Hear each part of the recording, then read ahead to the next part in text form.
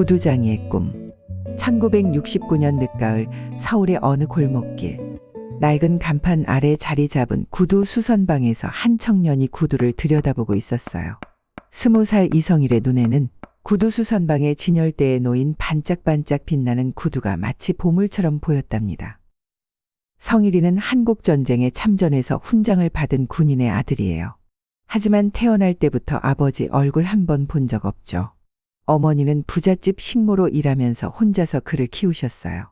남들은 힘들다고 했지만 성일이는 불행하다고 생각해 본 적이 없었죠. 어머니의 사랑이면 충분했거든요. 어릴 때부터 손재주가 좋았던 성일이는 우연히 동네 구두가게를 지나다가 구두 만드는 모습을 보고 푹 빠져버렸어요. 박씨 아저씨는 까칠해 보였지만 성일이의 진심을 알아봤나 봐요. 낮에는 자비를 시키고 밤에는 기술을 가르쳐 주셨거든요. 이건 말이다. 그냥 구두가 아니야. 사람들의 발걸음을 편하게 해주는 거지. 한 걸음 한 걸음이 모여서 꿈이 되는 거라고. 박씨 아저씨의 이 말은 성일이의 가슴 속 깊이 새겨졌어요. 1971년 성일이는 군대에 갔어요.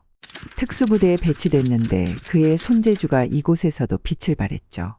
어떤 장비든 성일이의 손만 거치면 더 좋아진다고 해서 전우들이 귀신손이라고 불렀답니다. 야, 성일아. 넌 뭘 해도 될 것 같은데 왜 하필 구두야?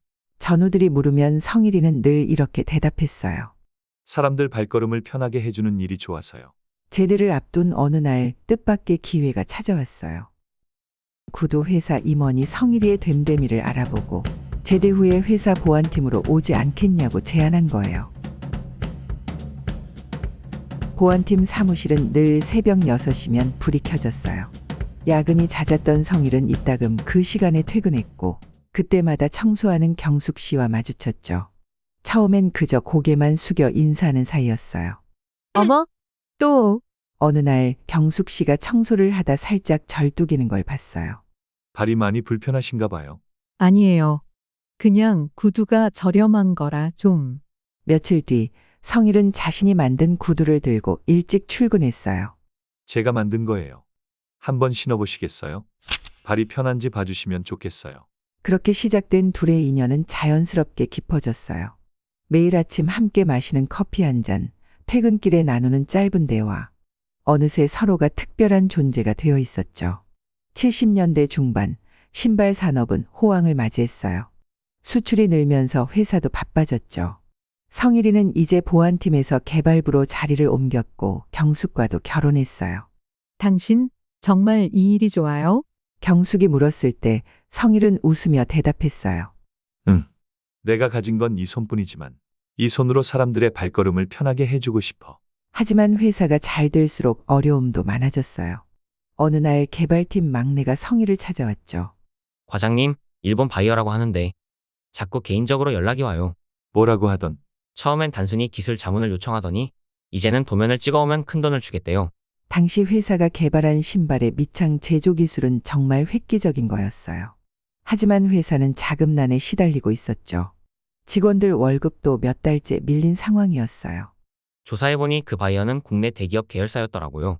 우리 기술을 빼가려고 위장까지 한 거죠. 회사가 커지면서 이사회가 꾸려졌어요. 초기 투자자들, 은행 관계자들, 그리고 새로 영입된 전문 경영인들까지. 각자 입장이 달랐죠. 우리 회사도 이제 체계를 갖춰야 합니다.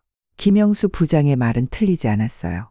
하지만 그가 경숙의 불임 문제를 거론하며 성일의 사장 승진을 반대하기 시작했을 때 모두가 그의 진짜 의도를 알아챘죠. 그 즈음 경숙은 보육원 봉사활동을 다니기 시작했어요. 처음엔 말하지 않았지만 5살 민호라는 아이가 자꾸 눈에 밟혔나 봐요. 어느 날 성일은 경숙이 봉사활동을 하는 보육원을 찾아갔어요. 경숙의 봉사활동 가방에서 우연히 본 그림 때문이었죠. 구두를 만드는 사람을 그린 아이의 그림이었어요. 우리 민호가 그렸어요. 구두 이야기만 나오면 귀가 쫑긋해지는 아이예요. 보육원 선생님이 웃으며 말했어요. 사모님이 들려주는 구두장의 이야기를 제일 좋아하거든요. 그날 저녁 집으로 돌아오는 길에 성일과 경숙은 처음으로 입양 이야기를 꺼냈어요. 둘 다 같은 생각을 하고 있었다는 걸 알게 됐죠. 회사에서는 성일의 보육원 사업을 두고 말이 많았어요. 개인 사업에 회사 자금을 쓴다는 소문이 있습니다. 김 부장의 말에 성일은 차분히 대답했어요. 제 개인 돈으로 하는 일입니다. 다만 우리 회사가 앞으로 나아갈 방향을 보여주는 작은 시작이라고 생각해요. 기업이 커질수록 사회적 책임도 커져야 하니까요. 그 말에 초창기부터 함께한 주주들이 고개를 끄덕였어요. 성일과 경숙의 진심을 믿었던 거죠. 민호를 처음 집에 데려왔을 때 경숙은 무척 긴장했어요. 혹시 이 집이 보육원보다 불편하면 언제든 다시 보육원으로 갈 수 있어. 그런데 민호가 대뜸 이렇게 물었대요. 아저씨가 진짜 구두 만드는 분이에요. 주말이면 민호는 성일의 작업실에서 시간을 보냈어요. 처음엔 구경만 하다가 점점 진지하게 물어보기 시작했죠. 아버지, 이건 왜 이렇게 하는 거예요? 발이 편해야 오래 신을 수 있으니까. 그럼 이 구두 신는 사람은 좋아하겠네요? 민호는 학교에서도 특별했어요. 친구들 신발이 망가지면 아버지한테 물어보고 방법을 알려주곤 했죠. 자연스레 아이들의 리더가 됐어요. 80년대 들어서자 회사가 크게 성장했어요. 기술력도 좋았지만 직원들이 회사를 진심으로 믿었거든요. 성일은 늘 이렇게 말했대요. 우리가 만드는 건 단순한 신발이 아닙니다. 누군가의 하루, 누군가의 꿈을 만드는 거예요.